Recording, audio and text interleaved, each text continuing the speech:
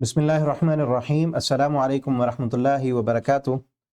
قرآن کریم کے چھٹے پارے کی تفسیر کا خلاصہ آپ کے سامنے پیش کیا جا رہا ہے۔ چھٹے پارہ، اس میں دو حصے ہیں۔ پہلے حصے میں سورۃ النساء ہے، اس کے بعد سورۃ المائدہ شروع ہوتی ہے۔ سورۃ النساء کا جو حصہ چھٹے پارے میں ہے، اس کی پہلی آیت، چھٹے پارے کی پہلی آیت میں انتہائی اہم ترین بات کی گئی ہے، اہم ترین مسئلہ جو ہے وہ بیان کیا جا رہا ہے۔ وہ کیا ہے؟ اللہ تعالیٰ نے فرمایا اعوذ باللہ من الشیطان الرجیم لا يحب اللہ الجہر بالسوء من القول الا من ظلم وکان اللہ سمیعا علیما۔ اللہ رب العالمین کسی بھی برائی کو پسند نہیں کرتے، پیٹھ پیچھے کسی کی بھی برائی نہیں کرنی، کسی کی غیبت نہیں کرنی۔ غیبت کرنا حرام ہے، انتہائی سخت گناہ ہے، اللہ تعالیٰ اس کو پسند نہیں کرتے۔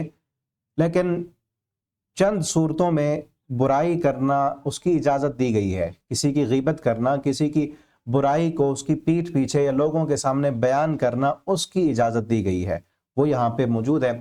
فرمایا الا من ظلم، وہ بندہ جس پر ظلم کیا گیا ہے، جس پر ظلم کیا گیا ہے تو وہ ظالم کا ظلم لوگوں کے سامنے بیان کر سکتا ہے۔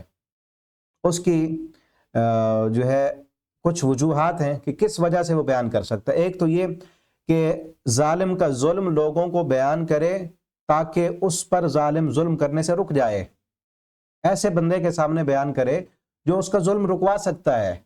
ظالم ہے، ظلم کر رہا ہے، اس پر زیادتی کر رہا ہے، اب یہ چپ کر کے رہے، کسی کو نہ بتائے، اس کی برائی کو بیان نہ کرے، تو کب تک ظلم سہے گا؟ انسان نہیں سہ سکتا۔ تو ظلم، اپنے اوپر سے ظلم کو رکوانے کے لیے کسی کو جا کے بیان کرے اور بتائے کہ یہ ظالم ہے، اس نے میرا حق کھایا، میرے اوپر زیادتی کی یا ظلم کیا۔ جس طرح اس وقت فلسطین کا مسلمانوں پہ ظلم ہو رہا ہے، تو ظالم کا ظلم بیان کرنا، ان کے خلاف آواز اٹھانا اور مظلوم کے حق میں بولنا، اس کی اجازت ہے، بلکہ فرض ہے مسلمانوں پر کہ اپنے مسلمان بھائیوں کے لیے آواز اٹھائیں جن پر ظلم ہو رہا ہے۔ لیکن بلکہ میں نے پہلے غالباً جتنے بھی پارے ہمارے ہو چکے ہیں، ہر پارے میں نے یہ بات کی ہے۔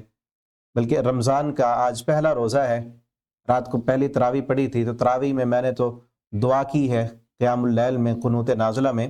تو آپ جتنے بھی میرے بھائی جو حفاظ ہیں، جنہوں نے تراویح پڑھانی ہے، تو ضرور قنوت نازلہ کریں، قنوت نازلہ میں اپنے مسلمان بھائیوں کے لیے ضرور دعا کریں۔ اور جتنے بھی مائیں بہنیں روزے دار، آپ سب انشاءاللہ روزہ رکھیں گے، اللہ تعالی ہم سب کو توفیق دیں، ہر افطاری کے وقت اپنے مظلوم بھائیوں کے لیے ضرور دعا کریں۔ اور افطاری کے وقت ان کو بھی یاد رکھیں کہ دیکھیں ہمارے پاس قسم قسم کے کھانے موجود ہیں، ہمارے وہ بھی بھائی بہنیں۔ کل ایک ماں کی ویڈیو دیکھی، اس نے کہا کہ تم آج سے روزہ رکھنا شروع کر رہے ہو، ہمارا 5 ماہ سے روزہ ہے، ہم تو 5 مہینوں سے روزے رکھتے آ رہے ہیں، ہمارے پاس کچھ نہیں ہے۔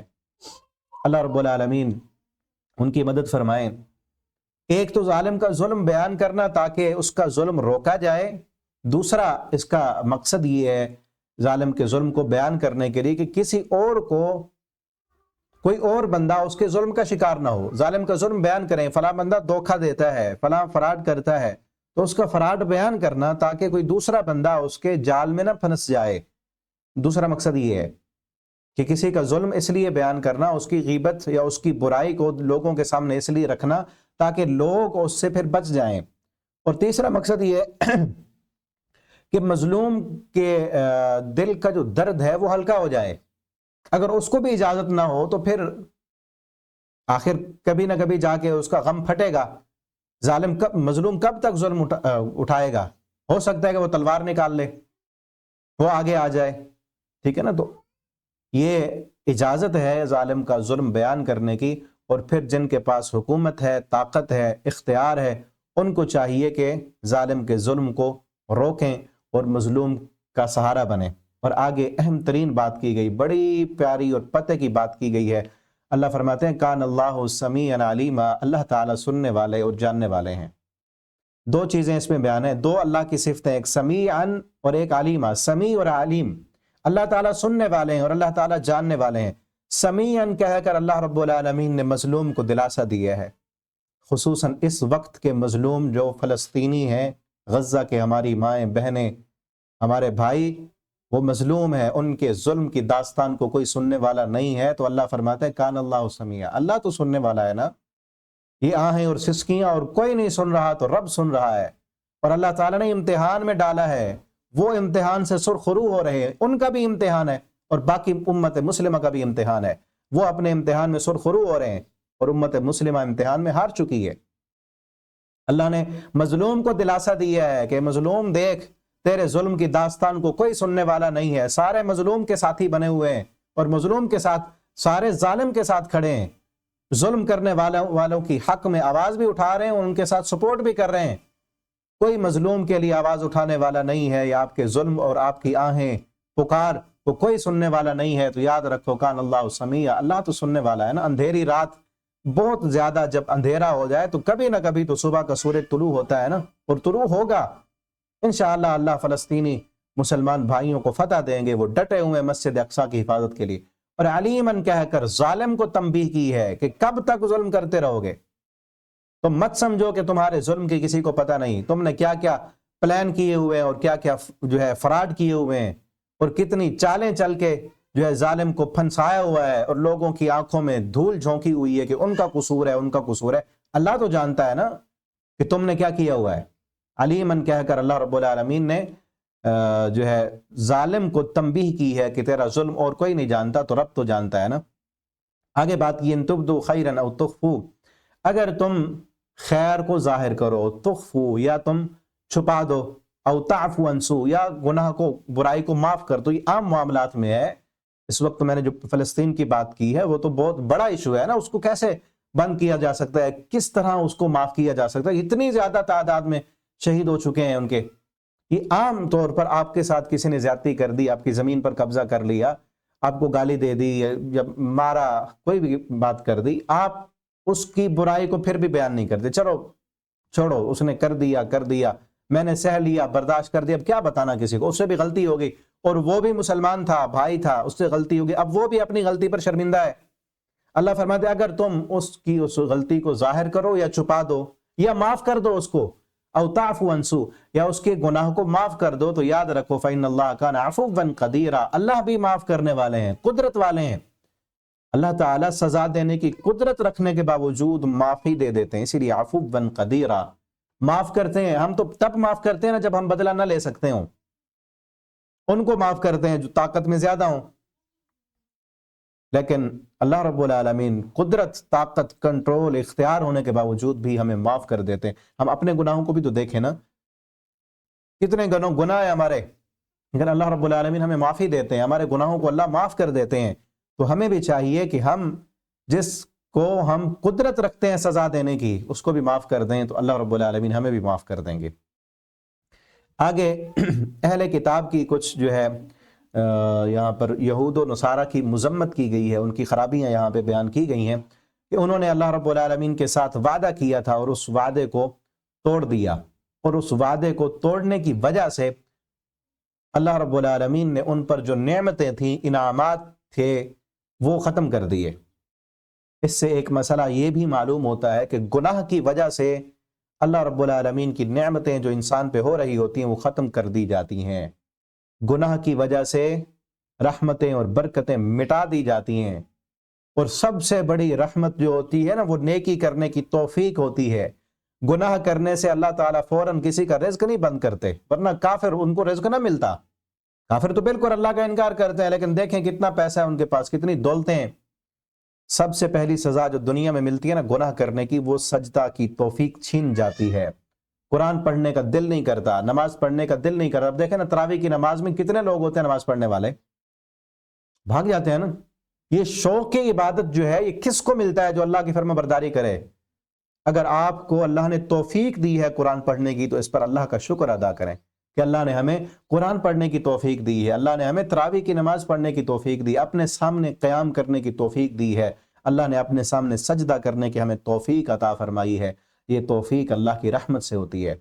اور گناہ کی وجہ سے سب سے پہلی جو سزا ملتی ہے کہ اللہ انسان سے پھر سجدے کی توفیق چھین لیتے ہیں۔ اللہ نہیں چاہتے کہ یہ میرے سامنے آئے۔ آپ دیکھیں نا، آپ نے دعوت کرنی ہو اپنے گھر میں، اہم ترین دعوت ہو، کس کو بلائیں گے؟ کس کو بلاتے ہیں آپ اپنے گھر میں؟ جس سے دشمنی ہو، جس سے ناراضگی ہو، جو آپ کو اچھا نہ لگتا ہو، اس کو بلائیں گے؟ کبھی ایسے نہیں ہو سکتا۔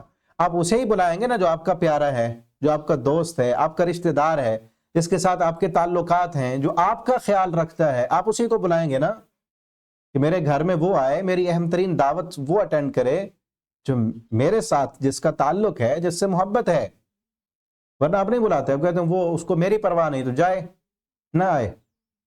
تو اللہ رب العالمین بھی اپنے سامنے سجدہ کرنے کی اسے توفیق عطا کرتے ہیں جسے اللہ پسند کرتے ہیں، جو اللہ کو راضی کرنے کی کوشش میں لگا رہتا ہے، جس کی زندگی میں اللہ ہوتا ہے، اللہ جس کو پسند، یہ اللہ کی پسند ہے۔ اللہ کا شکر ادا کریں کہ اللہ نے اس وقت آپ کو قرآن پڑھنے کے لیے چنا ہے، آپ پڑھ رہے ہیں، آپ اللہ نے روزہ رکھنے کے لیے چنا ہے، اللہ نے توفیق عطا کی ہے، اللہ نے ہماری صلاحیت کو اللہ نے اپنے راستے میں، نیکی کے راستے میں استعمال کرنے کی اللہ نے ہمیں توفیق عطا کی ہے۔ ورنہ کیا ہوتا ہے، اللہ فرماتے ہیں فَبِمَا نَقْضِهِمْ، ان کے وعدہ توڑنے کی وجہ سے، فَبِمَا نَقْضِهِمْ، ان کے وعدہ توڑنے کی وجہ سے ہم نے کیا کیا، نَقْضِهِمْ مِيثَاقَهُمْ، ان کے میثاق کو توڑ دینے کی وجہ سے، وَكُفْرِهِمْ، اور ان کے کفر کرنے کی وجہ سے، بِآیاتِ اللہ، اللہ کی آیتوں کے ساتھ، وَقَتْلِهِمُ الْأَنْبِيَاءَ، اور انبیاء کو قتل کرنے کی وجہ سے، بغیر حق، بغیر حق کے، وَقَوْلِهِمْ، اور ان کا یہ کہنا، قلوبنا غلف، کہ ہمارے دل تو غلافوں میں ہیں، ہمارے دل پردوں میں ہیں۔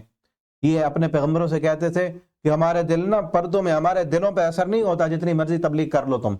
آج بھی کئی لوگ ہوتے ہیں، ہمیں نہیں اثر کرتی ان کی باتیں، یہ مولوی لوگ ایسے جو ہے وہ جنت جہنم کے قصے سنا کے، جہنم کی جو ہے عذابوں سے ڈرا کے لوگوں کو جو ہے رلاتے رہتے ہیں۔ ہمیں نہیں رونا چھونا آتا، ہم نہیں ان کی باتوں سے وہ ہوتے، ہمارے جذبات نہیں مجبور ہوتے، ہمارے دل بڑے جو ہے وہ سمجھ لو پتھر دل ہیں، ورنہ جن کا دل جو ہے نرم ہوتا ہے اس کی آنکھوں میں آنسو آتے ہیں۔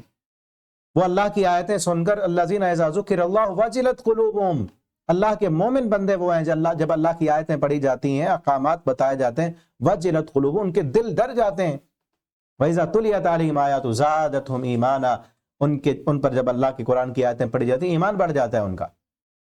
وَبِكُفْرِهِمْ، اور ان کے کفر کی وجہ سے، فَلَا يُؤْمِنُونَ إِلَّا قَلِيلًا، نہیں وہ ایمان لائے مگر تھوڑے، وَبِكُفْرِهِمْ، ان کے کفر کی وجہ سے، وَقَوْلِهِمْ، اس قول کی وجہ سے، علی مریم علیہ السلام پر بہتان لگانے کی وجہ سے۔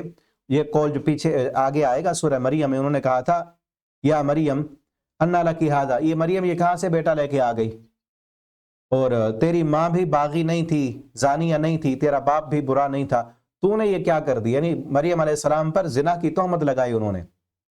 اور یہ قول ان کا کہنا، نہ قتلنا المسیح، ہم نے مسیح کو قتل کر دیا، جو عیسیٰ بن مریم رسول اللہ، اللہ کے رسول ہیں، یعنی کہہ بھی رہے ہیں اللہ کے رسول ہیں، پھر بھی قتل کر دیا۔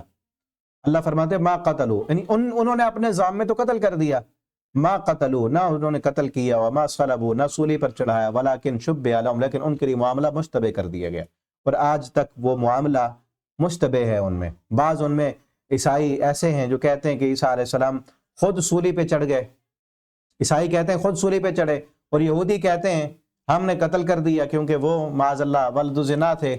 انہوں نے تو یہی کہا نا، اس لیے ان کے اس جو ہے سزا کی وجہ سے، ان خرابیوں کی وجہ سے، وَإِنَّ الَّذِينَ اخْتَلَفُوا فِيهِ لَفِي شَكٍّ مِّنْهُ مَا لَهُم بِهِ مِنْ عِلْمٍ إِلَّا اتِّبَاعَ الظَّنِّ وَمَا قَتَلُوهُ يَقِينًا، اور نہیں انہوں نے یقینی طور پر قتل کیا، ان کو خود کو بھی یقین نہیں ہے کہ ہم نے قتل کر دیا، بل رفعہ اللہ الیہ، بلکہ اللہ نے آسمانوں میں اٹھا لیا ان کو، وَكَانَ اللَّهُ عَزِيزًا حَكِيمًا، اور اللہ غالب ہیں اور حکمت والے ہیں، وَإِن مِّنْ أَهْلِ الْكِتَابِ، اور اہل کتاب میں کچھ ایسے بھی ہیں،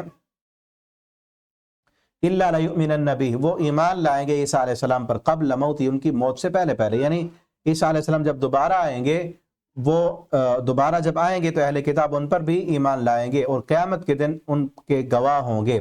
فَبِظُلْمٍ، اور ان کے اس ظلم کی وجہ سے، مِنَ الَّذِينَ هَادُوا، ان لوگوں کے جو یہودی ہوئے، اب یہاں اصل بات کی جا رہی ہے، جو میں نے بتایا نا کہ گناہ کی وجہ سے کیا ہوتا ہے، اللہ کئی چیزیں، کئی نعمتوں سے انسان کو اللہ محروم کر دیتے ہیں، اور سب سے بڑی محرومی عبادت کی توفیق ہے، یہ ہے۔ یہ سارے ان کے خرابیاں بیان کرنے کے بعد کیا کہا، حرمنا علیہم طیبات، ہم نے ان پر حرام کر دی پاکیزہ چیزیں، پاکیزہ نعمتیں جو ان کے لیے ہم نے میسر کی تھیں، ان کے ان خرابیوں کی وجہ سے ہم نے وہ نعمتیں ان پر حرام کر دیں۔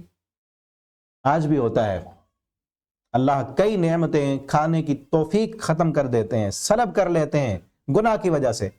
سجدے کی توفیق تو سب سے پہلے ہے نا، پھر کئی لوگوں کو آپ نے دیکھا ہوگا جی اس کا جو ہے دودھ بند ہے، اس کا گوشت بند ہے، اس کے جو ہے فلاں چیز بند ہے، اس کی فلاں بند ہے، اس کے فروٹ بند ہیں، اس کا میٹھا بند ہے۔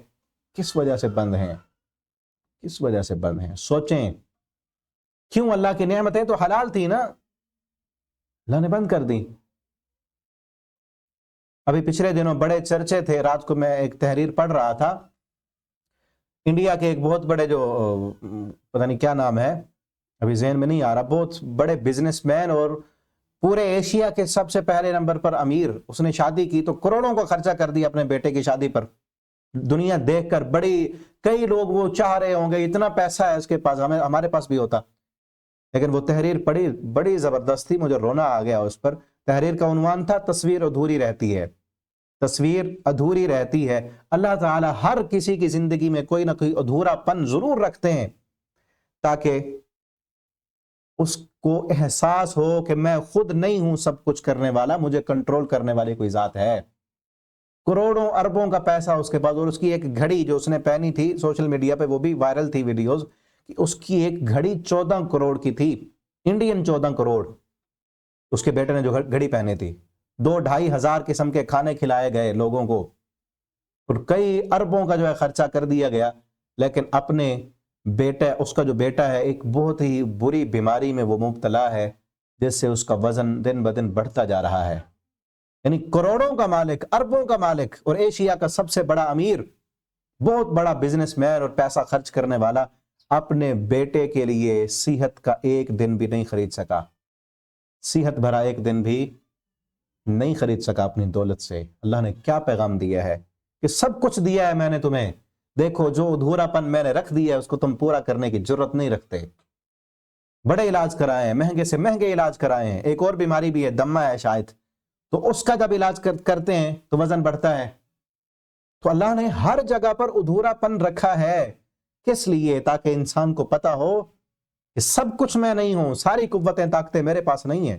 اسی طرح ہر کسی کی زندگی کی کہانی ہے، دور سے تو نظر آتا ہے نا کہ اس کی زندگی بڑی آسان ہوگی، بڑی جو ہے کوئی اس کو پریشانی نہیں ہوگی کیونکہ بڑا پیسہ ہے۔ پیسہ ہر چیز کا حل نہیں ہے، اس کی زندگی آسان ہے، یاد رکھیں، چاہے وہ کسی جو جھونپڑی میں بھی رہتا ہے نا، اس کا اپنا گھر نہیں ہے، کرائے کے مکانوں پہ رہتا ہے، اپنی سواری نہیں ہے، اس کی زندگی آسان ہے، جس کو اللہ نے سجدہ کرنے کی توفیق دی ہے۔ جب بھی پریشانی آتی ہے اللہ کے سامنے جھکتا ہے، چاہے اس کو وہ چیز نہ ملے جو زندگی میں ضرورت ہے، اللہ تعالیٰ اس کے دل کی پریشانی کو دور کر دیتے ہیں، اللہ اس کی مشکلیں آسان کر دیتے ہیں۔ چاہے 10-20 ہزار تنخواہ بھی لیتا ہے نا، اللہ تعالیٰ اسی میں اس کے لیے آسانیاں پیدا کر دیتے ہیں، اس کی ضرورتیں پوری کر دیتے ہیں، اس کے لیے آسانی ہوتی ہے، کیونکہ رب کا وعدہ ہے فَمَن تَبِعَ هُدَايَ فَلَا خَوْفٌ عَلَيْهِمْ وَلَا هُمْ يَحْزَنُونَ، جو اللہ کی ہدایت کی اتباع کرے گا، من عمل صالحا من ذکر او انثى فلنحيينه حیاتا طیبہ، جو بندہ عمل صالح کرے گا، چاہے مرد ہے عورت ہے، اللہ اس کو پاکیزہ زندگی دیں گے۔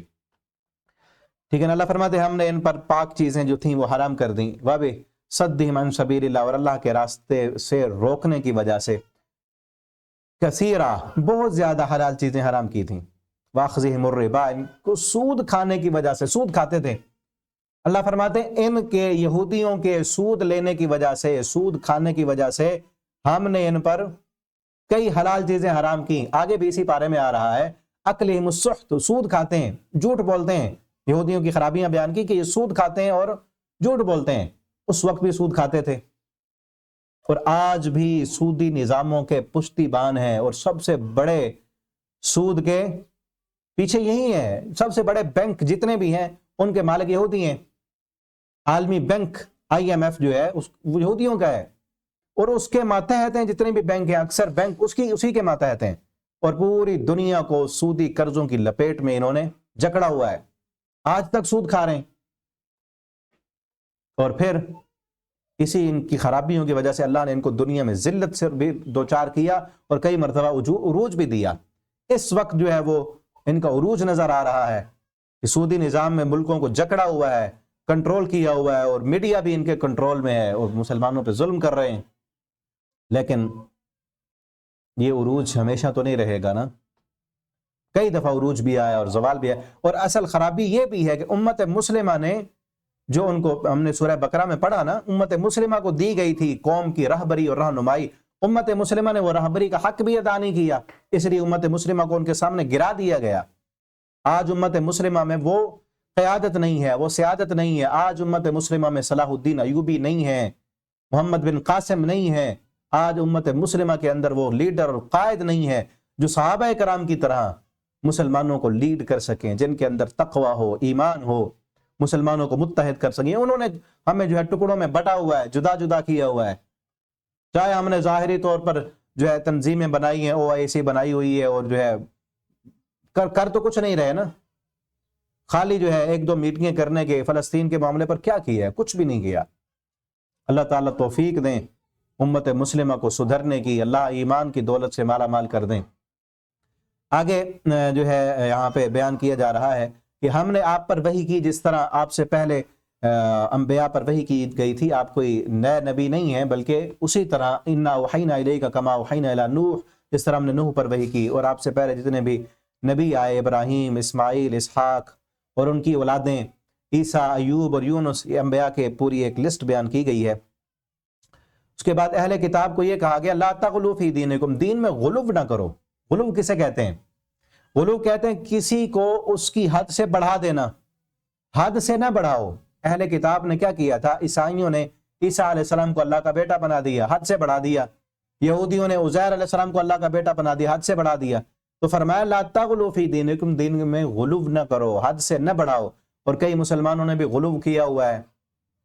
नबी करीम सल्लल्लाहु अलैहि वसल्लम के बारे में शेर सुना होगा आपने, क्या कहते हैं? वही जो मुस्तवी था अर्श पर खुदा होकर, उतर पड़ा मदीने में मुस्तफ़ा होकर। कितना बड़ा गुलूब है।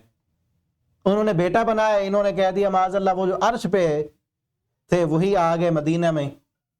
नबी करीम सल्लल्लाहु अलैहि वसल्लम को खुद अल्लाह बना दिया। आप सल्लल्लाहु अलैहि वसल्लम ने भी रोका, ला तुतरूनी कमा तरतिन नसारा ईसा इब्न मरियम, मुझे बढ़ा चढ़ा के मेरा शान बढ़ा न देना जिस तरह ईसाइयों ने ईसा बिन मरियम का शान बढ़ा दिया था। और अल्लाह ने कुरान में रोका है ला तग़लू फी दीनिकुम।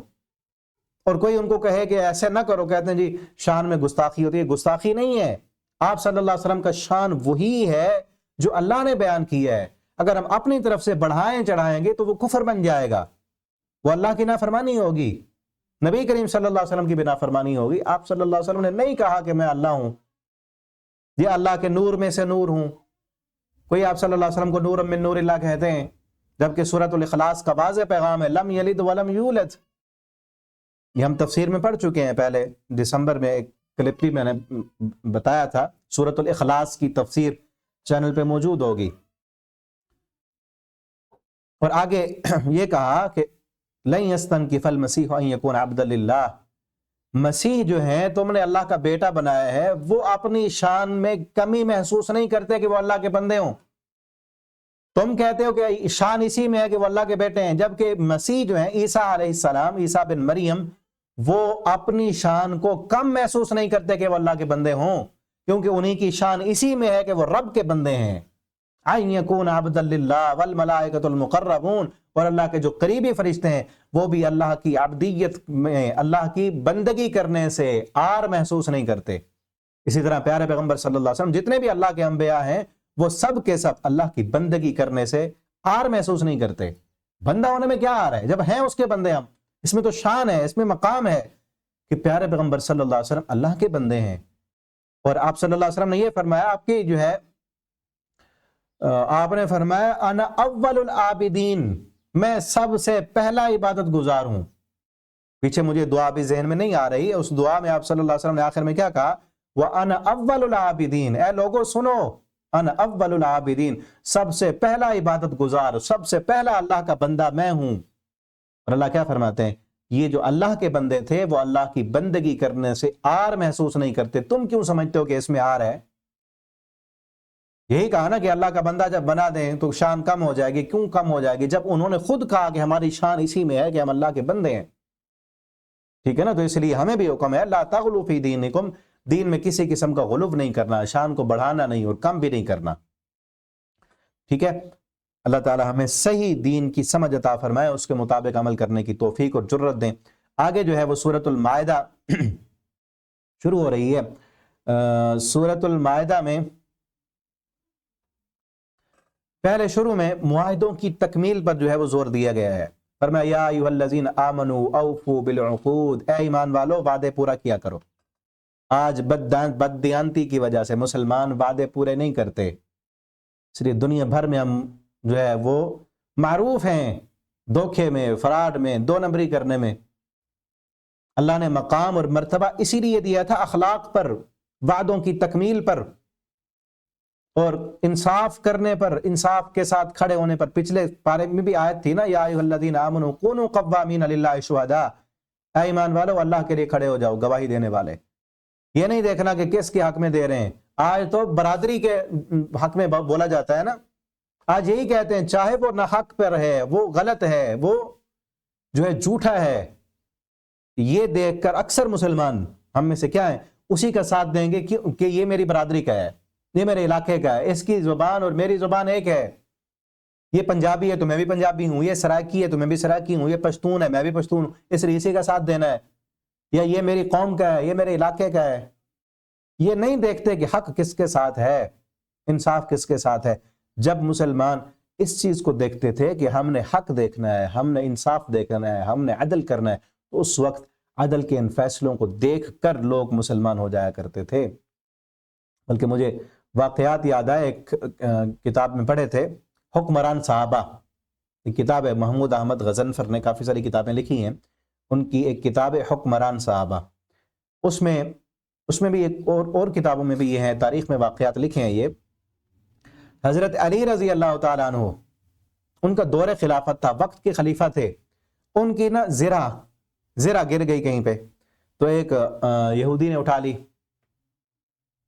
उठा ली और हज़रत अली ने देखा, कहा कि ये मेरी है, वापस करो। उन्होंने कहा नहीं आपकी है तो दलील दें, आप दलील दें कि आपकी है। अदालत में गए, मुकदमा हुआ काजी के सामने, हज़रत अली कहने लगे कि मेरी है, फलां जगह पे गिरी थी। सुने अब अदालत में तो फैसला कैसे, हमारी अदालतों में क्या होता है कि कोई बड़ा असर, आप देखें मुसलमानों के खलीफा हैं, आधी दुनिया के हुक्मरान हैं, हमारे यहाँ तो थोड़ा पैसे वाला वो कहता है देता है कि और तरीके से लूं, ऐसे ही होता है ना। एक अदना सा बंदा उसके मुकाबले में कैसे जा सकते हैं अदालत में। हमारा निज़ाम किस कदर बूदा और बुसीदा हो चुका है। इसी वजह से हमें देखकर काफिर हमारे जब किरदार को देखते हैं, इसी किरदार के बारे में अल्लाह इकबाल ने कहा था ना, ये मुसलमान है कि जिन्हें देख के शर्माएं यहूद, ये मुसलमान हैं, वज़ा में तुम हो नसारा तमद्दुन में हुनूद, ये मुसलमान है कि जिन्हें देख के शर्माएं। आज हमारे किरदार को काफिर देख के शर्माते हैं। बल्कि मुझे बात याद आई, एक हमारे उस्ताद जी थे कासिम शाह साहब रहमतुल्लाह ताला, फौत हो गए, अल्लाह ताला उनकी कब्र को जन्नत का बाग बनाए, पिछले रमज़ान में वो फौत हुए। तो वो गए एक जगह पे सिंध में ना, वहाँ पे हिंदुओं की भी दुकानें, वहाँ पर वो किसी हिंदू की दुकान पर गए और फ्रूट लेने थे, उन्होंने फ्रूट देखने लगे, पेटी बंद थी ना ऊपर। हमारे अक्सर क्या होता है पाकिस्तान में, खुसूसन पाकिस्तान में, मैं पाकिस्तान में रहता हूँ ना, ऊपर जो है वो अच्छे होंगे, नीचे से खराब होंगे, अक्सर यही है। इल्ला मा रहिम रब्बी, कोई एक आध सही मिले तो मिले, वरना क्या है आगे जो चीज दिखाने के लिए रखी है वो और है, और दूसरी साइड पर जहां से उठा के देनी है वो और रखी हुई है। अब इन्होंने भी उस हिंदू की दुकान पर जो ऊपर वाले हटाकर नीचे से देखने लगे, तो हिंदू ने कहा हजरत किसी मुसलमान की दुकान पर नहीं आए हुए तुम, ये मुसलमान की दुकान नहीं है, जैसे ऊपर है वैसे ही नीचे होगा। अब देखें वो हिंदू मुसलमान का मजाक उड़ाता है कि मुसलमान ये काम करते हैं, धोखा मुसलमान देता है। अल्लाह का वास्ता सुधर जाएं। हम सबको, पूरी दुनिया को नहीं सुधार सकते, अपने आप को सुधारें ना। हम जो काम करते हैं उसमें तो धोखा ना हो, फरार ना हो, जो चीज दिखाएं सैंपल दें वही चीज दें बाद में। तो मैं बात बता रहा था हजरत अली रजी अल्लाह तआला अन्हु, उनका जो है वाकया अदालत में चला गया। अब काजी, उन्होंने खलीफा को बुला लिया, कहा कि ज़रा आपकी, कहा मेरी है, कहा गवाह। कहने लगे मेरे बेटे हसन वो गवाह है इसके। अब काजी क्या कहता है, काजी कहता है अली आपकी सदाकत, अदालत, अमानत, दयानत पर किसी किस्म का कोई शक नहीं है, मैं जानता हूं आप सच्चे हैं, ये ज़रा भी आपकी है, लेकिन अदालत के उसूल हैं, जरा आपके पास गवाह नहीं है, और गवाही के लिए जो आपने पेश किया है वो आपका बेटे की गवाही बाप के हक में कबूल नहीं की जाएगी, कोई और गवाह है तो लाएं। हज़रत अली कहने लगे मेरा और कोई गवाह नहीं है। तो अदालत ने यह फैसला किया, काजी ने फैसला किया کہ علی کا خلیفہ وقت کا کوئی گواہ نہیں ہے، حضرت علی رضی اللہ تعالیٰ عنہ کوئی گواہ نہیں پیش کر سکے، تو لہٰذا یہ زرہ یہودی کو دی جا رہی ہے، کیونکہ حضرت علی رضی اللہ تعالیٰ عنہ کے پاس گواہ نہیں ہے۔ اب جب یہودی نے یہ فیصلہ دیکھا، فوراً کلمہ پڑھ کے مسلمان ہو گیا، کہتا ہے میں یہی دیکھنا چاہتا تھا کہ تمہاری عدالتوں کا نظام کیسا ہے، یہ زرہ ہی نہیں کی ہے، مجھے پتا ہے، میں صرف یہ دیکھنا چاہتا تھا کہ تمہارا نظام عدل کیسا ہے۔ اس طرح کے کئی اور واقعات موجود ہیں، لیکن آج ہماری حالت و کیفیت کیا ہے، کہاں ہم پہنچ چکے ہیں۔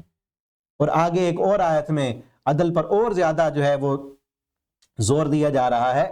دیکھیں کیا کہا، یا ایھا الذین آمنوا کونوا قوامین للہ شہداء بالقسط، اے ایمان والو کونوا قوامین، کھڑے رہنے والے بن جاؤ، للہ اللہ کے لیے، شہداء بالقسط، انصاف کے گواہ بنو، انصاف کے گواہ بنو۔ آج مسلمان آپ کو جھوٹی گواہیاں دینے والے مل جائیں گے، جھوٹے قرآن اٹھانے والے مل جائیں گے، قاتل کے ساتھ کھڑے ہو کر مقدمہ لڑنے والے اور قاتل کو چھڑانے والے، قتل کا جرم کرنے والے کے خلاف عدالت میں جھوٹی قسمیں اٹھانے والے آپ کو ملیں گے۔ کون ہے وہ؟ اس کو پتہ ہے کہ قاتل ہے، قتل اسی نے کیا ہے، مجرم ہے یہ، لیکن اس کو چھڑانے کے لیے عدالت میں دنیا کے چند ٹکوں کی خاطر جھوٹے قرآن اٹھا رہا ہے، جھوٹی قسمیں اٹھا رہا ہے۔ کیسے اس ملک میں اللہ کی رحمتیں آئیں؟ قرآن جو اوپر بلند کرنے والی کتاب تھی، جو پڑھنے کی کتاب تھی، جھوٹی قسمیں اٹھانے کے لیے رکھا ہوا ہے اس کو۔ یہ قرآن اس لیے تو نہیں آیا تھا، عدالتوں میں اٹھایا جا رہا ہے جھوٹی قسموں پر، پڑھنے والے نہیں ہیں، سمجھنے والے نہیں ہیں۔ تو اللہ نے کیا کہا، کونوا قوامین للہ شہداء بالقسط، انصاف کے ساتھ کھڑے ہونے والے بن جاؤ۔ اور آگے کتنی اہم ترین بات کی، فرمایا لا یجرمنکم شنآن قوم، نہ ابھارے تم کو شنآن قوم، کسی قوم کی دشمنی، کسی قوم کے ساتھ تمہاری دشمنی ہے۔ اور یہ دشمنی، یہاں دشمنی سے مراد ذاتی دشمنی نہیں، اسلام کی دشمنی ہے، وہ کافر قوم ہے، تم اس کے ساتھ اس کے خلاف جنگ لڑ رہے ہو، جہاد کر رہے ہو، وہ دشمن ہے، مخالف ہے تمہاری اور کافر قوم ہے، لیکن پھر بھی اس کافروں کا کفر، اس دشمن کی دشمنی تمہیں اس بات پر آمادہ نہ کرے اللہ تعدلو کہ تم عدل نہ کر سکو۔ اعدلو، عدل کرو، هو اقرب للتقوی، یہ تقوی کے قریب ہے۔ اگر تمہارے عدل کا فیصلہ تمہارے دشمن کے حق میں جاتا ہے تو تم عدل کرو، تم نے عدل کرنا ہے، عدل کرو گے اللہ دنیا میں بلندیاں عطا کرے گا، اللہ دنیا کی سیادتیں دے گا، اللہ دنیا کی امامتیں عطا کر دے گا۔ اگر عدل نہیں کرو گے تو پھر کیا ہوگا؟ وہی حال ہوگا جو آج ہمارا ہو چکا ہے۔ امت مسلمہ باوجود اربوں کے میں تعداد ہے، بہت سارے ملک ہیں، سب کچھ ہونے کے باوجود ذلیل و رسوا ہیں ہم۔ اور آج کفر کی عدالتوں میں چلے جائیں، وہاں چلے جائیں، وہاں عدل ہے، وہاں انصاف ہے، وہاں قانون ہے، چاہے ان کا اپنا بنایا ہوا قانون ہے لیکن اس قانون پہ عمل ہوتا ہے، اس قانون کو فالو کیا جاتا ہے۔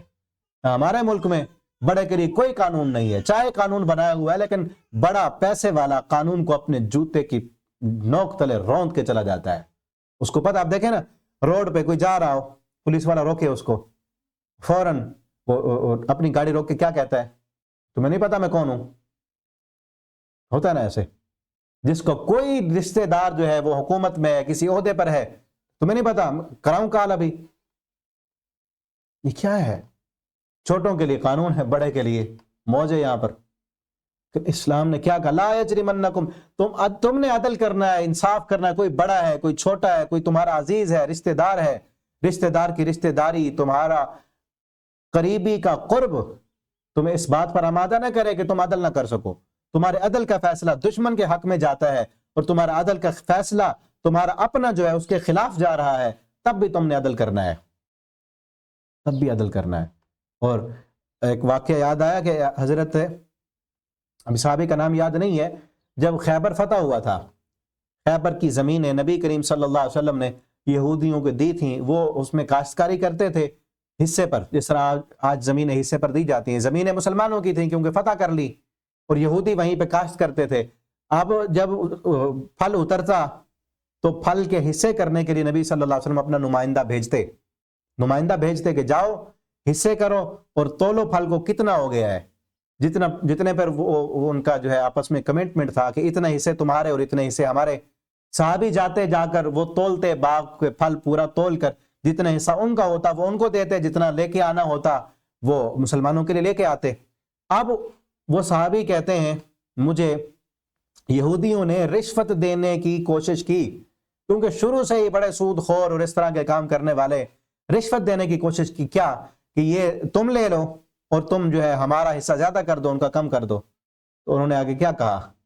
صحابی نے جواب دیا، کہا کہ اس زمین کی اس پشت پر جس کی طرف سے میں آ رہا ہوں نا، جس کا میں نمائندہ ہوں، محمد الرسول اللہ صلی اللہ علیہ وسلم، اس زمین پر مجھے کائنات کی ہر چیز سے زیادہ محبوب ہیں، جن کا میں نمائندہ ہوں سب سے زیادہ محبت میں اپنی جان سے بھی زیادہ محبت ان سے کرتا ہوں، اور تمہاری طرف آیا ہوں، کائنات میں سب سے زیادہ نفرت مجھے تم سے ہے، کیونکہ تم میرے اس محبوب محمد الرسول اللہ صلی اللہ علیہ وسلم کا تم نے کلمہ نہیں پڑھا بلکہ ان سے مخالفت کی ہے، ان کے خلاف جنگیں لڑی ہیں، سب سے زیادہ محبت ان سے ہے اور سب سے زیادہ نفرت تم سے ہے۔ لیکن یاد رکھو، مجھے اپنے محبوب کی محبت اس بات پر آمادہ نہیں کرے گی کہ میں انصاف نہ کروں، نہ تمہاری نفرت مجھے اس بات پر آمادہ کرے گی کہ میں انصاف نہ کروں۔ میں نے انصاف کا فیصلہ کرنا ہے، میں نے جو تولنا ہے وہ انصاف پہ تولنا ہے، جتنا حصہ تمہارا بنتا ہے وہ تمہیں دوں گا اور جتنا حصہ مسلمانوں کا بنتا ہے میں وہی دوں گا۔ نہ محبت مجھے اس بات پر آمادہ کرے گی کہ میں عدل نہ کروں، نہ تمہاری نفرت اس بات پر آمادہ کرے گی کہ میں عدل نہ کروں، میں نے عدل کرنا ہے۔ یہودیوں نے جب یہ بات سنی اور پھر دیکھا فیصلہ جو انہوں نے تولا، جو بانٹا انہوں نے، کہا اسی عدل و انصاف کی وجہ سے زمین و آسمان کا نظام قائم ہے، اسی عدل کی وجہ سے نظام قائم ہے۔ عدل کریں گے، دیکھیں نا حکومتیں گرتی ہیں، ہمارے ملک کی معیشت ڈاواں ڈول ہے، کیا وجہ ہے؟ عدل نہیں ہے۔ عدل کرنے والے بن جائیں، انصاف کرنے والے، اور یاد رکھیں جتنا اپنے آپ کے اختیار میں نا، اصل میں نا ہم کہتے رہتے ہیں کہ حکومت فلاں ہے، یوں ہے، جو ہمارے کنٹرول میں ہوتا ہے اس میں ہم کرتے نہیں۔ جتنا اختیار آپ کے پاس ہے نا، اپنے گھر میں عدل کریں، اپنے بچوں میں عدل کریں، اپنے شاگردوں میں عدل کریں۔ آپ کسی کمپنی میں کام کرتے ہیں، کسی کمپنی کے آپ بڑے ہیں تو اپنے ماتحت لوگوں میں عدل کریں۔ آپ گھر کے سربراہ ہیں تو عدل کریں۔ آپ کے اختیار میں جو کچھ ہے یا کسی با اختیار کو آپ کہہ سکتے ہیں، سمجھا سکتے ہیں، تو آپ ان تک پہنچائیں بات عدل کی۔ اللہ ہمیں توفیق دیں۔ آگے پھر جو ہے انہی کے خرابیاں بیان کی جا رہی ہیں، یہودیوں کی اور عیسائیوں کی، اور یہاں اس صورت میں وضو کے اور تیمم کے مسائل بھی بیان کیے گئے۔ یا ایھا الذین آمنوا اذا قمتم الی الصلاۃ، جب تم نماز کے لیے کھڑے ہو، فاغسلوا وجوہکم، اپنے چہرے دھو لو اور اپنے ہاتھوں کو دھو لو کونیوں تک، وامسحوا برؤوسکم، اپنے سروں کا مسح کرو، وارجلکم، اور اپنے پاؤں کو دھونا ہے۔ یہ واو ارجلکم جو عطف ہے نا، عطف اس کا فاغسلوا پر ہے، کیونکہ عربی گرامر کے اعتبار سے اگر اس کا عطف وامسحوا پر ہو نا تو آگے برؤوسکم سین پر کسرہ ہے، وارجلکم آنا چاہیے تھا، کیونکہ ارجلکم ہے، وجوہکم ارجلکم، تو اس کا عطف فاغسلوا پر ہے کہ پاؤں کو بھی دھونا ہے، الی الکعبین ٹخنوں سمیت، ٹھیک ہے نا۔ یہ مزید ڈیٹیل اگر دیکھنی ہے آپ نے اس کی تو آپ تفسیر کا لیکچر سن سکتے ہیں۔ آگے ایک اہم ترین آیت ہے، بلکہ اس سے پہلے ایک اور بات، موسیٰ علیہ السلام کو جب اللہ رب العالمین نے فتح دی، جادوگروں سے جیتے اور بنی اسرائیل کو لے کر آئے، اور پیچھے فرعون کی فوجیں غرق ہو گئیں، اللہ نے بنی اسرائیل کی آنکھوں کے سامنے فرعون کی فوجوں کو ہلاک کر دیا، ان کے محلات کا وارث اور مالک ان کو بنا دیا۔ اس کے بعد کے واقعہ یہاں پہ بیان کیا جا رہا ہے۔ اس کے بعد موسیٰ علیہ السلام لے کر آ رہے تھے، بنی اسرائیل کو لے کے آ رہے تھے، اور ان کو کہا گیا کہ اب تم نے فلسطین میں داخل ہونا ہے۔ اب یہاں دیکھیں، اب یہودی کہتے ہیں، قابض ہوئے پڑے ہیں اور کہتے ہیں کہ فلسطین ہمارا ہے۔ جب ان کو دیا گیا تھا اس وقت ان کی حالت کیا تھی؟ یہودیوں کو لے کے آئے موسیٰ علیہ السلام اور کہا کہ اس قوم میں، یا قوم ادخلوا الارض المقدس، اے قوم اس مقدس سرزمین میں داخل ہو جاؤ۔ اس مقدس زمین سے مراد فلسطین کی سرزمین ہے، کہ تم فلسطین میں داخل ہو جاؤ۔ کتب اللہ لکم، اللہ نے تمہارے لیے لکھ دی ہے کہ اس کی فتح تمہیں ملے گی۔ ولا ترتدوا علی ادبارکم، اب جو ہے اپنی ایڑیوں کے بل واپس نہیں پلٹنا تم نے، فتنقلبوا خاسرین، ورنہ نقصان ہوگا تمہیں۔ یا قوم قالوا یا موسیٰ، اب اس وقت جو ہے ان کی حالت دیکھیں، ان کا اخلاقی گراوٹ اور اخلاق کا لیول دیکھیں کہ سامنے ابھی اللہ کی رحمت دیکھ کے آ رہے ہیں، آنکھوں کے سامنے اللہ نے فرعونیوں کو غرق کیا ہے، ان کے محلات کا ان کو مالک بنا دیا ہے، اور اب کیا کہا جا رہا ہے کہ تھوڑا سا جہاد کرو تمہیں اللہ اس مقدس سرزمین کا مالک بنا دے گا۔ لیکن وہاں پر ایک قوم آباد تھی، امالکا کے لوگ تھے اور بڑے جنگجو تھے، بڑے بہادر تھے، اور یہ ان سے ڈر گئے، بڑی مشہوری تھی ان کی کہ بڑے جنگجو ہیں یہ ڈر گئے، انہوں نے کہا ہم نے تو نہیں لڑنا، ہم نے نہیں جانا، کیونکہ غلامی میں رہ کر کس طرح یہ لڑ سکتے تھے، غلامی میں بدل جاتا ہے قوموں کا ضمیر۔ آج مسلمان غلام ہیں، قرضوں میں جکڑا ہوا ہے، کچھ امریکہ کے غلام ہیں، کچھ جو ہے IMF کے غلام ہیں، اس لیے یہ بھی غلام تھے نا، غلامی میں ضمیر بدل چکا تھا، کہاں جہاد کرتے تھے یہ۔ انہوں نے کہا قالوا یا موسیٰ اما ان فیہا قوما جبارین، اے موسیٰ یہاں پر تو بڑے سخت لوگ رہتے ہیں، بڑے جنگجو ہیں، ان کے پاس بڑا، جس طرح آپ کہتے ہیں بڑا اسلحہ ان کے پاس، بڑا پیسہ ہے ان کے پاس، ہمارے پاس تو کچھ بھی نہیں۔ انا لن ندخلها، ہم نہیں داخل ہوں گے، حتی یخرجوا منہا، یہاں تک یہ خود پہلے نکلیں یہاں سے، فَإِن يَخْرُجُوا مِنْهَا فَإِنَّا دَاخِلُونَ، یہ نکل گئے پھر ہم داخل ہو جائیں گے۔ قال رجلان، ان میں سے دو بندے، کچھ اچھے بھی تو تھے نا، انہوں نے کہا یخافون، تم ڈرو اللہ سے، انعم اللہ علیہما، اللہ نے ان دونوں پر انعام کیا تھا کہ انہیں اللہ نے یہ بات کرنے کی توفیق دی۔ انہیں کیا کہا ادخلوا علیہم الباب، تم دروازے سے داخل تو ہو جاؤ نا، فَإِذَا دَخَلْتُمْ، جب تم داخل ہو جاؤ تم کوشش تو کرو نا، اللہ نے جب وعدہ کیا ہے فتح کا، پیچھے اللہ نے نہیں دی فتح، اللہ آپ بھی دیں گے۔ فَإِنَّكُمْ غَالِبُونَ، تم غالب ہو جاؤ گے، وَعَلَى اللَّهِ فَتَوَكَّلُوا، اللہ پر توکل کرو اگر تم مومن ہو۔ پھر آگے کیا کہتے ہیں قالوا یا موسیٰ، انہوں نے پھر کہا اے موسیٰ اِنَّا لَن نَدْخُلَهَا، ہم نہیں جاتے، اِنَّا لَن نَدْخُلَهَا ابدا، کبھی بھی ہم نہیں جائیں گے ان کے خلاف، ہم کبھی بھی جہاد نہیں کریں گے، ما داموا فیہا، جب تک وہ وہاں موجود ہیں، ہم نے دروازے سے نہیں جانا، ہم نے اس علاقے میں داخل نہیں ہونا۔ فَاذْهَبْ أَنْتَ وَرَبُّكَ، فَاذْهَبْ جا، أَنْتَ تو، اب دیکھیں بات کرنے کا انداز دیکھیں، اپنے پیغمبر کو کیا کہہ رہے ہیں، تو جا، وَرَبُّكَ، تیرا رب جائے، ہمارا نہیں، انداز اخلاقی گراوٹ دیکھیں، تو جا تیرا رب جائے، فقاتلا، تم دونوں جا کے لڑائی کرو، انہا ہنا قائد، ہم یہاں بیٹھے ہیں۔ آج ہماری حالت کیا ہے، ہم بھی تو یہی کہہ رہے ہیں کہ اللہ غیبی مدد بھیج، اللہ محمد بن قاسم بھیج، یہ کس طرح کی دعائیں ہیں، اللہ ابابیل بھیج، ہم بھی تو یہی کر رہے ہیں نا دعائیں، اللہ ابابیل بھیج دے، ابابیل کروڑوں مسلمان، اربوں کی تعداد میں جو مسلمان ہیں، ان کے ہوتے ہوئے ابابیل آئیں گے۔ ابابیل تو تب آئے تھے جب مسلمان نہیں تھے، جب کوئی اللہ کو ماننے والا نہیں تھا، وہ مشرک تھے سارے بیت اللہ میں رہنے والے، اللہ کو نہیں مانتے تھے، وہ شرک کرتے تھے، بیت اللہ کو انہوں نے بتوں سے بھرا ہوا تھا۔ ابابیل تب آئے تھے، ابابیل بدر میں نہیں آئے، ابابیل احد میں نہیں آئے، کیونکہ بدر میں 313 موجود تھے، ان 313 نے جب اپنی جانوں کو کھپایا، اپنی جانیں ہتھیلی پر رکھ کر اللہ کے راستے میں نکلے، تب اللہ کی طرف سے فرشتے آئے، تب مدد آئی۔ جب یہ اربوں مسلمان، ان میں کوئی صلاح الدین ایوبی نہیں نکل رہا، محمد بن قاسم نہیں نکل رہا، تو پھر کس کھاتے کے ہیں یہ؟ پھر تو انہی کی حالت ہوگی نا جو حالت ہو رہی ہے اب ہماری۔ اللہ ہمیں ایمان دے، ایمان مانگے اللہ سے، یہ دعائیں مت کریں کہ اللہ ابابیل بھیج دے، اللہ تعالیٰ قادر ہے اب بھی ابابیل بھیجنے پر، لیکن اللہ کا کچھ اصول و ضوابط بھی ہے نا، کہ مومن کچھ نہ کریں، وہ بزدل بنے بیٹھے رہیں، تو ہم تو کچھ کریں نا، جو کر سکتے ہیں وہ تو کریں، لیکن یہ یاد رکھیں کہ ہمارے اختیار میں جو ہے، اللہ ہم سے اس اختیار کے مطابق پوچھے، اللہ کو پتہ ہے کہ میرے پاس کتنا اختیار ہے، آپ کے پاس کتنا اختیار ہے، اللہ کو پتہ ہے، ہمارے پاس جتنا اختیار ہے، اگر ہم ان کی مدد کے لیے پیسے بھیج سکتے ہیں، کوئی چیز بھیج سکتے ہیں، جو تنظیمیں وہاں تک پہنچ کر جو ہے ان کی مدد کر رہی ہیں، تو ان تک جو ہم بھیج سکتے ہیں وہ بھیجیں، اور دعا ان کے لیے کر سکتے ہیں۔ باقی جہاد کرنا اور وہاں تک پہنچنا، ہم تو پہنچ بھی نہیں سکتے وہاں تک۔ کتنی یہ جو ملکوں کی جو ہے جو لائنیں بنائی ہوئی ہیں، بارڈر کی لائنیں، جو قانون ہے عالمی، وہ تو اس سے تو ہم کوئی جو ہے وہاں تک فلسطین تک بھی نہیں پہنچ سکتے، جا کے جہاد کرنا تو بڑے دور کی بات ہے۔ جب تک کوئی حکومت اور حکومتیں بھی سب مسلمان متحد ہوں، سب متفق ہو جائیں، اللہ اتفاق کی دولت عطا کر دیں، اور تب جا کر جو ہے وہ صرف متحد ہونے کی ضرورت ہے، پھر کیا ہوگا، اسرائیل کا نام و نشان مٹ جائے گا۔ صرف متحد ہو کر اعلان جنگ کریں کہ اب نہیں روکتے ظلم، نہیں دیتے فلسطینیوں کو ان کا حق، تو پھر آ رہے ہیں ہم، اس کے بعد دیکھیں یہ بزدل ہیں کافر، یہ رک جائیں گے۔ آگے کام کرنے کی ضرورت بھی نہیں پڑے گی۔ اور یہ کام کن کا ہے؟ حکمرانوں کا ہے۔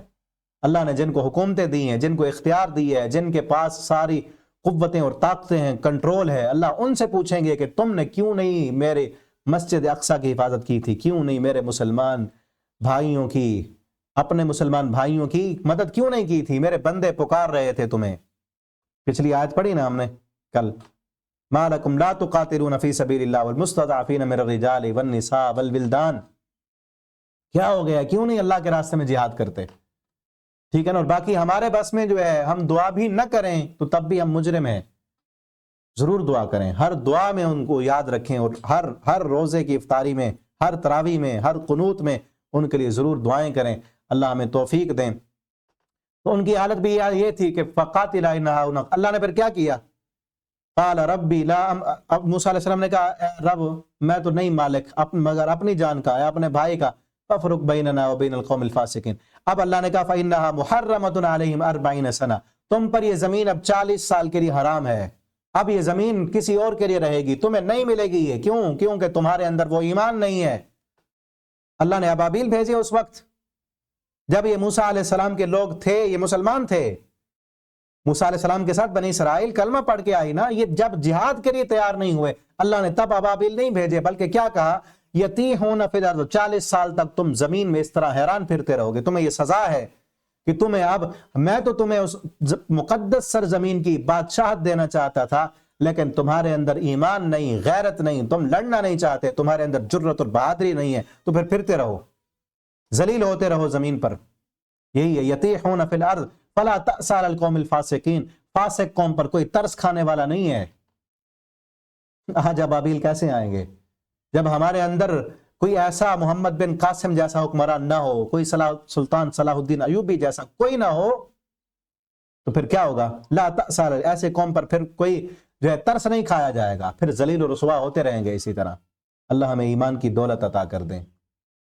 آگے آدم علیہ السلام کے 2 بیٹوں کا واقعہ بیان کیا جا رہا ہے کہ 2 بیٹوں نے قربانی کی، اور اس وقت قربانی کا اصول یہ تھا کہ آگ آتی تھی آسمان سے، وہ جو جانور قربان کرتے تھے اس کا گوشت لے جاتی تھی۔ اب جو ہے بڑی جو ہے اللہ کی رحمت ہے کہ قربانی بھی کرتے ہیں ہم، گوشت بھی ہم خود کھاتے ہیں۔ اب جس کی قبول ہو جاتی اس کی آگ لے جاتی، جس کی قبول نہ ہوتی اس کی آگ جو ہے وہ نہ لے جاتی۔ ایک بیٹے کی قبول ہو گئی، 2 بیٹوں نے قربانی کی، ایک کی قبول ہو گئی، دوسرے کی نہیں ہوئی۔ اب جس کی قربانی قبول نہیں ہوئی اس کو اس کے ساتھ حسد ہو گیا۔ اور بعض مفسرین نے یہ بھی لکھا ہے کہ عورت تھی جس سے ایک بھائی شادی کرنا چاہتا تھا، وہ خوبصورت تھی، دوسرے کی خوبصورت نہیں تھی، اس نے کہا میں نے اسی سے کرنی ہے، لیکن اس وقت کی شریعت کے مطابق وہ اس سے نہیں کر سکتا تھا، تو بہرحال عورت کی وجہ سے حسد ہوا، یہ بھی لکھا گیا ہے۔ تو پھر حسد کی وجہ سے اس نے جس کی قربانی قبول ہوگی اس کو قتل کر دیا کہ تیری قربانی قبول ہو گئی ہے، میری قبول کیوں نہیں ہوئی؟ فَتَبَّعَتْ لَهُ نَفْسُهُ، اس کے نفس نے اسے ابھارا، قتل اخی، بھائی کے قتل کرنے پر، فقتل، اس نے قتل کر دیا، اور پھر وہ کیا ہو گیا؟ خاسرین، نقصان اٹھانے والوں میں۔ یہاں ایک اہم ترین بات ہے، اس کے بھائی نے جس کی قربانی قبول ہو گئی تھی اس نے کہا کہ تو مجھ سے حسد کیوں کرتا ہے؟ یاد رکھ انما یتقبل اللہ من المتقین، اللہ متقی کی قربانی کو قبول کرتے ہیں، تو متقی بن جا، تو اپنے اندر دیکھ تیری قربانی کیوں قبول نہیں ہوئی، کیا کمی ہے، کیا خرابی ہے۔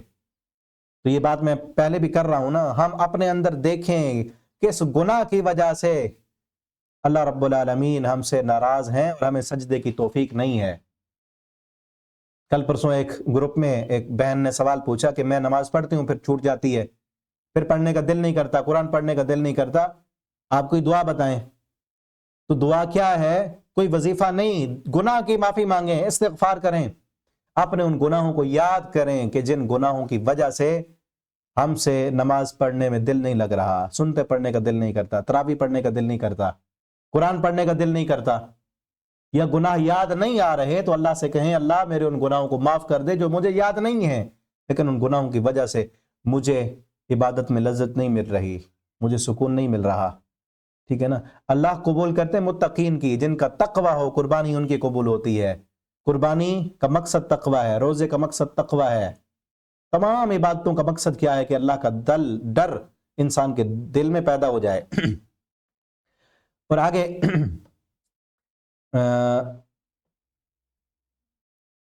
ایک اور بات اہم ترین بات یا ایھا آمنوا اتقوا اللہ، فرمایا اے ایمان والو اتقوا اللہ، اللہ سے ڈر جاؤ، وابتغوا الیہ الوسیلہ، اور اللہ کے پاس وسیلہ تلاش کرو، اللہ کا قرب پانے کے لیے وسیلہ تلاش کرو۔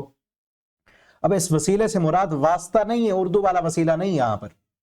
اس آیت کا بہت غلط مفہوم لیا جاتا ہے، بلکہ میں کوشش کروں گا کہ اس کا الگ سے اس آیت کا مفہوم ریکارڈ کر کے آپ تک پہنچایا جائے، تاکہ باقی لوگوں کا بھی فائدہ ہو، کیونکہ پورا خلاصہ تو سننے میں یہ بات درمیان میں ہی آتی ہے نا، تو الگ سے بھی اس کو ریکارڈ کریں گے۔ اس کا غلط مفہوم کیا بیان کیا جاتا ہے کہ دیکھو اللہ نے کہا وسیلہ تلاش کرو، وسیلے کا معنی وہ اردو والا وسیلہ لیتے ہیں، اور پھر کیا کہتے ہیں کہ دیکھو جس طرح دنیا میں کسی بڑے کو ملنے کے لیے ہم وسیلہ تلاش کرتے ہیں نا، کسی ایم این اے کو، کسی ایم پی اے کو، کسی وزیر مشیر کو ہم نے ملنا ہو تو پہلے چھوٹوں کو ملتے ہیں، اس کا قرب پانے کے لیے واسطے اور وسیلے تلاش کرنے کے بعد تب ہم وزیر تک جا کے پہنچتے ہیں۔ تو اسی طرح کا وسیلہ اللہ کے لیے بھی تلاش کرو، پہلے اولیاء کے پاس جاؤ، پیر بناؤ، اپنے واسطے بناؤ، ان تک اپنی دعا کو پہنچاؤ۔ جس طرح دنیا میں پھر پہلے ہم چھوٹے تک بات پہنچاتے ہیں، وہ آگے پہنچاتا ہے، وہ آگے پہنچاتا ہے، اسی طرح اللہ کے لیے بھی وسیلہ تلاش کرو، جبکہ اس کا مطلب یہ نہیں ہے۔ وسیلے کا معنی یہ عربی کا لفظ ہے وسیلہ، اس کا معنی ہے قربہ، اے ایمان والو اللہ کا قرب تلاش کرو۔ آپ جتنی بھی عربی کی تفسیریں ہیں وہ اٹھا کر دیکھ لیں، وسیلہ کا معنی القربہ لکھا ہے کہ اللہ کا قرب تلاش کرو۔ اب قرب تلاش کرنے کا طریقہ کیا ہے؟ وَجَاهِدُوا فِي سَبِيلِ، اللہ نے خود بتا دیا، جاہدوا فی سبیل، اس کے راستے میں جہاد کر کے، اس کے راستے میں محنت کر کے، نمازیں پڑھ کے، روزے رکھ کر، حج کر کے، جہاد کر کے، تقوی اختیار کر کے، اللہ کے راستے میں اپنا مال خرچ کر کے اللہ کا قرب تلاش کرو۔ یہ معنی ہے اس کا کہ تم خود اللہ کے قریب ہو جاؤ نا۔ اللہ تعالیٰ نے پیچھے دوسرے پارے میں ہم نے پڑھا، اللہ فرماتے ہیں وَإِذَا سَأَلَكَ عِبَادِي عَنِّي فَإِنِّي قَرِيبٌ، جب میرے بندے ہیں پیغمبر صلی اللہ علیہ وسلم آپ سے میرے بارے میں پوچھیں تو ان سے کہہ دو میں قریب ہوں، میں قریب ہوں۔ اجیب دعوت الداعی اذا دعان، جب بھی کوئی پکارنے والا پکارتا ہے اس کی پکار کو سنتا ہوں، جواب دیتا ہوں۔ میرے اور بندے کے درمیان میں کسی اور کو لانے کی ضرورت نہیں ہے۔ اب دیکھیں نا، نبی کریم صلی اللہ علیہ وسلم نے اس آیت کا یہ مطلب تو نہیں بتایا نا کہ آپ کسی ولی کی قبر پر جائیں۔ نبی کریم صلی اللہ علیہ وسلم اپنی پوری زندگی میں آپ نے کبھی آپ سے پہلے جو پیغمبر فوت ہو گئے تھے کسی پیغمبر کی قبر پہ جا کے آپ نے واسطہ اور وسیلہ نہیں دیا، کسی دعا میں نہیں ہے، نہ آپ گئے کسی کی قبر پر۔ اور آپ صلی اللہ علیہ وسلم کی وفات کے بعد نبی کریم صلی اللہ علیہ وسلم کی قبر مبارک پر جو مدینہ میں تھی، کوئی صحابی وہاں پہ جا کے آپ کی ذات کا وسیلہ دے کر اس نے دعا نہیں کی۔ تو اس لیے فلاں کے واسطے اللہ، کئی دعائیں یہ بھی آ رہی ہیں فلسطین کے حق میں، کئی مسلمان دعائیں کر رہے ہیں کہ اللہ محمد رسول اللہ صلی اللہ علیہ وسلم کے وسیلے سے اللہ ان کی مدد فرما۔ یہ وسیلہ دینا غلط ہے۔ صحابہ کرام نے نبی کریم صلی اللہ علیہ وسلم کی وفات کے بعد آپ کی ذات کا وسیلہ دے کے دعا نہیں مانگی، ٹھیک ہے نا؟ تو وسیلے کا معنی قرب حاصل کرنا ہے۔ اور اردو والا جو جائز وسیلہ ہے کہ کسی وسیلے سے اللہ سے دعا مانگیں، وہ 3 جائز وسیلے ہیں، 3 جو قرآن و سنت سے ثابت ہیں۔ پہلا یہ ہے کہ اللہ کے اسماء و صفات کا وسیلہ دینا، اللہ تو رحمان ہے، رحم فرما، یہ ثابت ہے، رحمان الدنیا والآخرۃ ورحیمہما، اللہم انت شافی لا شفاء الا شفاؤک۔ آپ نبی صلی اللہ علیہ وسلم فرماتے ہیں اللہ تو شافی ہے، شفا دے، اللہ تو رحمان ہے، رحم فرما۔ تو اللہ کے اسماء و صفات کا وسیلہ دینا ایک جائز وسیلہ۔ دوسرا جائز وسیلہ یہ ہے کہ اپنی نیکیوں کا وسیلہ دینا کہ اللہ میں نے یہ نیکی کی ہے، اگر تجھے یہ پسند ہے قبول فرما، میری اس بیماری کو، میری اس مشکل کو دور کر، میری اس دعا کو قبول فرما۔ جس طرح وہ 3 غار والے لوگوں کا واقعہ آتا ہے جو غار میں پھنس گئے تھے، انہوں نے اپنی اپنی نیکیاں بیان کی، ٹھیک ہے؟ تو اپنے نیک اعمال کا، جس طرح آپ کہیں اللہ میں نے روزہ رکھا ہوا ہے، میں روزے سے ہوں، اگر میرا روزہ رکھنا، میری بھوک اور پیاس تجھے پسند ہے تو اللہ اس کے بدلے مجھے میری اس دعا کو قبول فرما۔ میں نے تراویح پڑھی، میں نے قرآن پڑھا، تو یہ اپنی نیکیوں کا وسیلہ دینا اللہ کو۔ اور تیسرا جائز وسیلہ جو ہے وہ یہ ہے کہ آپ کسی زندہ آدمی کے پاس جائیں جس کو آپ نیک سمجھتے ہیں، کسی زندہ نیک آدمی کو آپ کہیں کہ آپ میرے لیے دعا کریں، یہ ثابت ہے۔ نبی کریم صلی اللہ علیہ وسلم جب زندہ تھے، صحابہ کرام آپ کے پاس آتے تھے اور کہتے تھے آپ صلی اللہ علیہ وسلم اللہ سے دعا کریں۔ آپ جب فوت ہو گئے پھر آپ کی قبر پر جا کر واسطہ نہیں دیا، جبکہ وفات کے بعد حضرت عمر رضی اللہ تعالیٰ عنہ حضرت عباس رضی اللہ عنہ کے پاس گئے اور کہنے لگے اے نبی صلی اللہ علیہ وسلم کے چچا، جب نبی صلی اللہ علیہ وسلم زندہ ہوتے ہم آپ کے پاس جا کر دعائیں کرواتے تھے، نبی صلی اللہ علیہ وسلم کے پاس، اب آپ فوت ہو گئے ہیں تو اس لیے ہم اب آپ کے پاس آئے ہیں، آپ ہمارے لیے دعا کریں۔ تو کسی زندہ آدمی کے پاس، نیک انسان کے پاس جا کے دعا کرانا یہ جائز وسیلے کی صورت ہے۔ باقی جو اس کا آیت کا مفہوم بگاڑ کر لوگوں کو جو ہے قبروں کا واسطہ دینا، وسیلہ دینا، اس طرف جو ہے بلایا جاتا ہے، اور اکثر درباریں، مزار اور خانقاہوں کا نظام اسی آیت کی غلط تشریح کرنے کی وجہ سے چل رہا ہے۔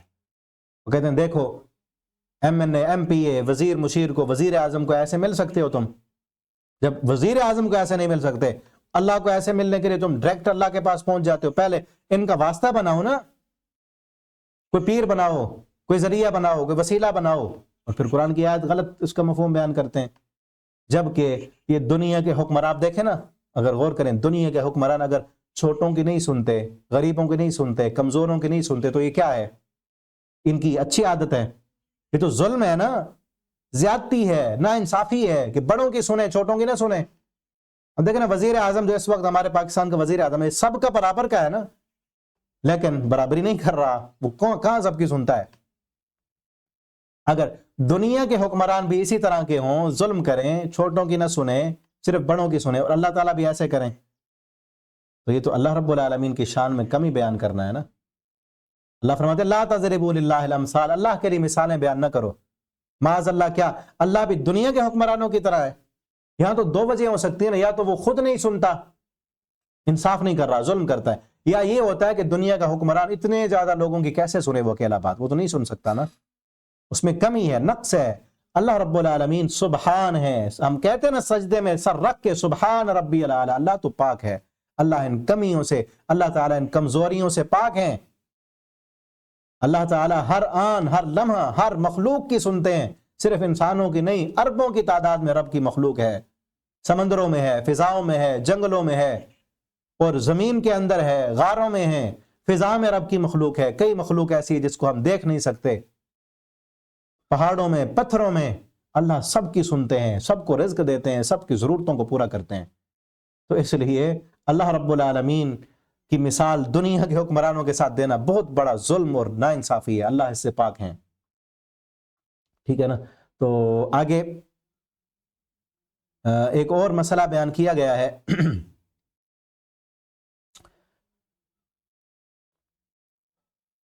دنیا میں جو ظلم کرتے ہیں، زیادتی کرتے ہیں، چور، مجرم، ڈاکو، ان کی سزا بیان کی گئی ہے۔ ان کی کیا سزا ہے؟ قصاص کا مسئلہ بھی بیان کیا گیا، کتبنا علیہ ان النفس بالنفس، کہ کوئی جو بندہ کسی کو قتل کر دے تو قتل کے بدلے قتل ہے، یہ اسلام کی سزائیں ہیں۔ ان کے متعلق شروع میں بھی ہم نے سورہ بقرہ میں پڑھا، وَلَكُمْ فِي الْقِصَاصِ حَيَاةٌ يَا أُولِي الْأَلْبَابِ، قتل کے بدلے قتل کرنا، اس میں تمہارے لیے زندگی ہے۔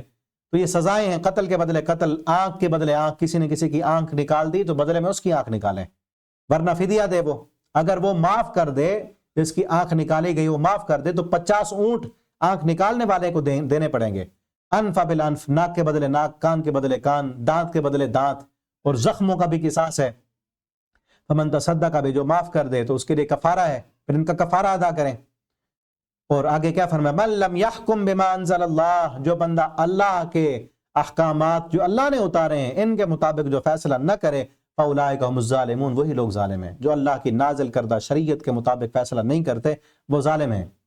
اور دوسری آیت میں فرمایا وَلْيَحْكُمْ أَهْلُ الْإِنْجِيلِ، اے اہل کتاب، اے اہل انجیل، فیصلہ کرو اس کے بارے میں جو اللہ نے نازل کیا، اس کے مطابق فیصلہ کرو۔ وَمَن لَمْ يَحْكُمْ بِمَا أَنزَلَ اللَّهُ، جو بندہ اس کے مطابق فیصلہ نہیں کرتا جو اللہ نے اتارا ہے، فَأُولَٰئِكَ هُمُ الْفَاسِقُونَ، وہی لوگ فاسق ہیں۔ اور آگے فرمایا، بلکہ پیچھے ہے وَمَن لَمْ يَحْكُمْ بِمَا أَنزَلَ اللَّهُ، جو بندہ اس کے مطابق فیصلہ نہیں کرتا جو اللہ نے نازل کی احکامات، فَأُولَٰئِكَ هُمُ الْكَافِرُونَ، وہی لوگ کافر ہیں۔ اس کے بعد آگے، بلکہ اس سے پیچھے ہے، سزا بیان کی گئی ہے ان لوگوں کی جو زمین میں فساد پیدا کرتے ہیں، زمین میں فساد مچاتے ہیں، مجرم ہیں، ڈاکو ہیں۔ انما جزاء الذین یحاربون اللہ ورسولہ، سزا ان لوگوں کی یحاربون اللہ، جو اللہ سے جنگ کرتے ہیں، اس کے رسول سے جنگ کرتے ہیں، ویسعون فی الارض فسادا، زمین میں فساد برپا کرتے ہیں۔ اب دیکھیں، اسلام کے احکامات نافذ کر دیے گئے، اب یہ احکامات کب ہیں؟ پیچھے ہم سورہ نساء پڑھا ہے، وہ پہلے کی صورت ہے، یہ بعد کی ہے۔ سورۃ النساء میں گھریلو معاملات بیان کیے گئے کہ گھر کی اصلاح کیسے کرنی ہے، خاندانی معاملات کو کیسے سنوارنا ہے اور سدھارنا ہے، خاوند بیوی میں جھگڑا ہو گیا اس کو کیسے درست کرنا ہے، اس کے بعد ہمسائے کے حقوق، مسافروں کے حقوق، والدین کے حقوق، رشتہ داروں کے حقوق، وہ سارے پورے کرنے کے بعد اب اپنے معاشرے کے اندر اسلام نافذ کرنا ہے کہ قتل کے بدلے قتل، کوئی کسی کا آنکھ نکالے، اس کا وہ سارے احکامات معاشرے میں امن پیدا کرنے کے لیے وہ نافذ کرنے۔ ان کو نافذ کرنے کے بعد اگر اس نظام کی کوئی مخالفت کرتے ہوئے باغی بنتا ہے، اس نظام کا باغی بن رہا ہے، اسلام کے نظام کا باغی بن رہا ہے، جو اسلام انسانیت کے لیے عدل ہے، انصاف فراہم کرتا ہے، اور انصاف کے احکامات بھی آ گئے کہ انصاف کے ساتھ فیصلہ کرنا ہے، چاہے انصاف کا فیصلہ تمہارے دشمن کے خلاف جاتا ہے، والدین کے خلاف جاتا ہے، قریبی رشتہ داروں کے خلاف جاتا ہے، تم نے عدل کرنا ہے۔ جب عدل کا قانون اور نظام نافذ ہو چکا ہے، اسلام کے قوانین نافذ ہو چکے ہیں، اس قانونوں کی کوئی مخالفت کرتے ہوئے فساد کرتا ہے اور زمین میں جو ہے دہشت گردی پھیلاتا ہے تو ان دہشت گردوں کی سزا کیا بیان کی ہے؟